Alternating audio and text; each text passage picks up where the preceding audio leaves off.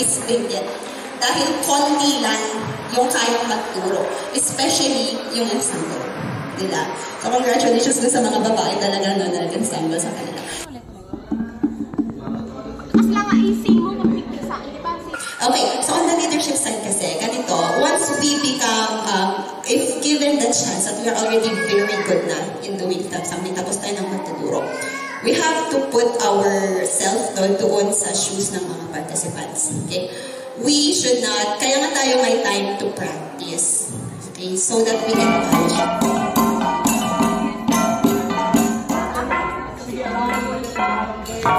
This workshop offered an immersive experience into the vibrant traditions of the Benguet province, exploring the unique cultural heritage through hands-on activities focusing on traditional attire, musical instruments, and dance.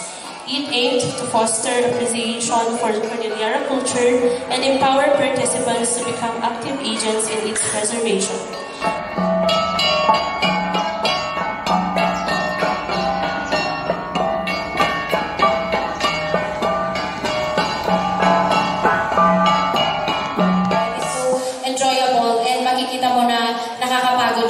But then when you are watching our lolos and playing it, kit ka sa naglaha, but then it's hard pala, narigat. At many times we valorize culture as a concept.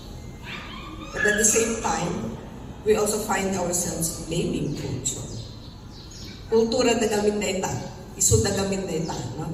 I've come here today to be able to learn more about my mother's side and be able to share this to my friends and showcase them. So, ayun, very timely lang ang cultural workshop natin kasi we can learn more of our roots and our heritage while progressing sa modern society.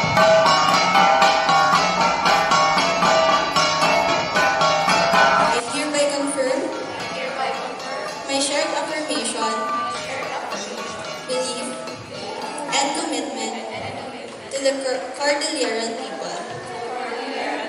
Practice tayo pa kan je poise je kuna nga at least nga ako nga je posture no kuna yung tatang very mindful, very demure, je taktakder kakasay niya execution. You need to have to execute it. Hopefully next time you're going to join again if it's closer, or for those na feeling nila kaya na nilang magturo, please okay, join us, volunteer yourself.